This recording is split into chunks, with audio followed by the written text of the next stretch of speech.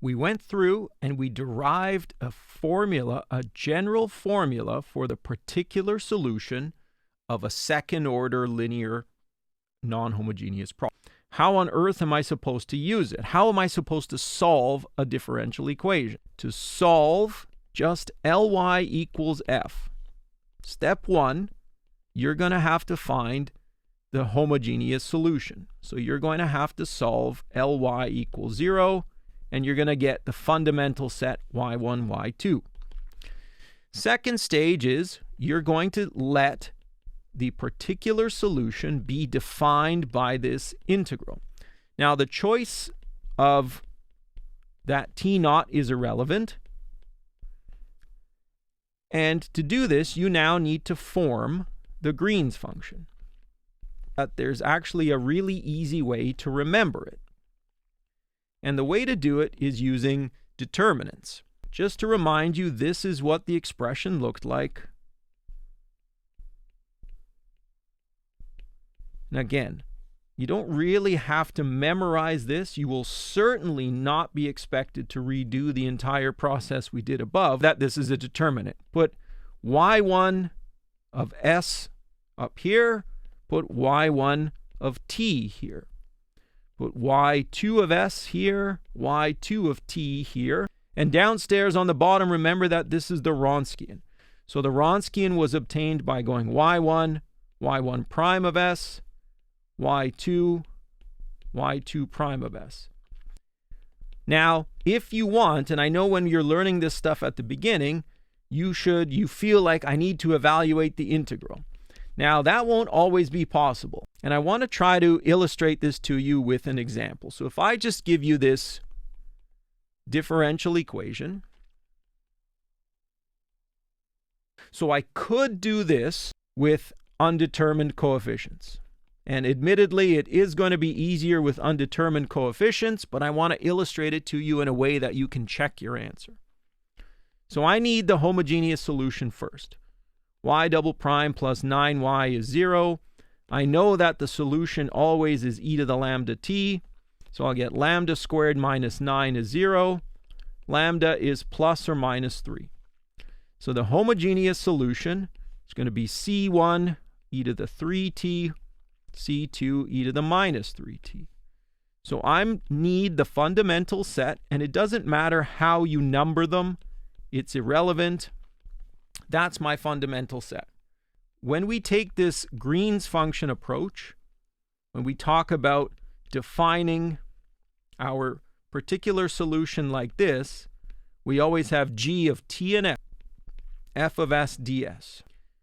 The reason why we take so much time and headache and effort to go through this is because when you've got an integral formula like this for your particular solution, if you just want to swap out the right-hand side, it's done. You just swap it out and put it in right there, and you reevaluate. There's no need to go through the whole process again.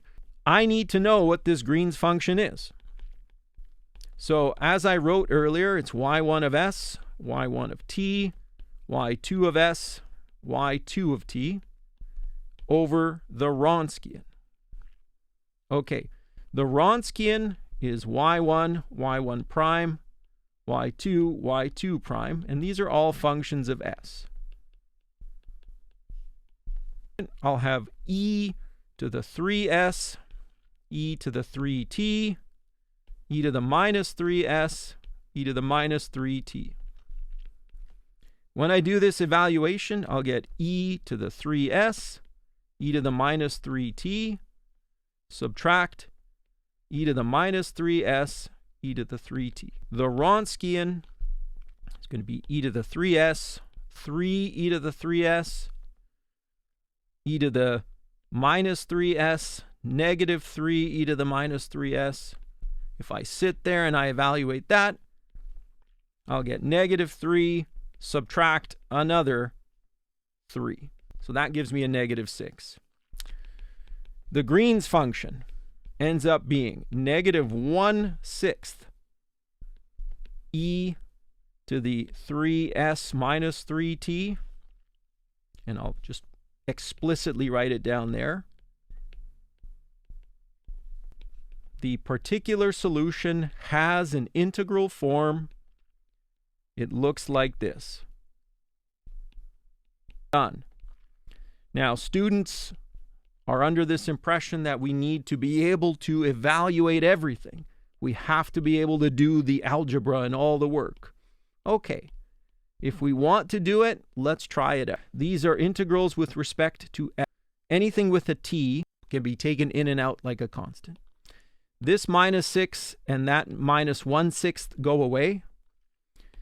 If I distribute this, if I take this term and I put it into both, what I'll find is that in the first term, I'll just have e to the -3t, and in the second one, I'll have e to the -6s, e to the 3t.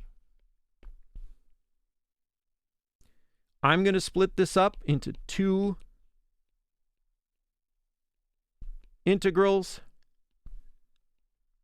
just like this.